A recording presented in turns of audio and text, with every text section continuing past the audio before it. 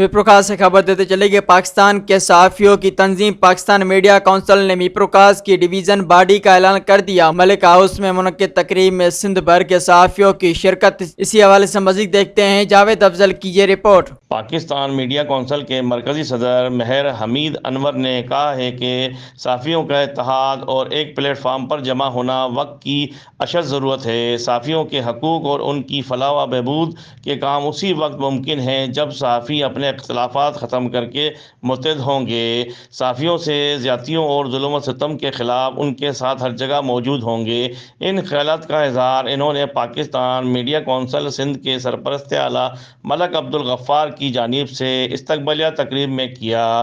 اس موقع پر Pakistan media council Mirpur خاص division کے نئے نومنتخب عہدیداروں کی تقریب حلف برداری بھی ہوئی، جس میں مرکزی صدر حمید انور نے نومنتخب عہدیداروں سے ان کے عہدوں کا حلف لیا۔ تقریب میں پاکستان میڈیا کونسل ڈویژن کے نومنتخب عہدیداروں میں چیئرمین محمد اسماعیل خلجی، وائس چیئرمین محمد شہزاد خان، ڈویژنل صدر ملک لیاقت علی، سینئر نائب صدر اشفاق احمد اشفی، جنرل سیکرٹری خلیل احمد غوری، آفس سیکرٹری محمد بلال رند و دیگر نے اپنے عہدوں کا حلف لیا۔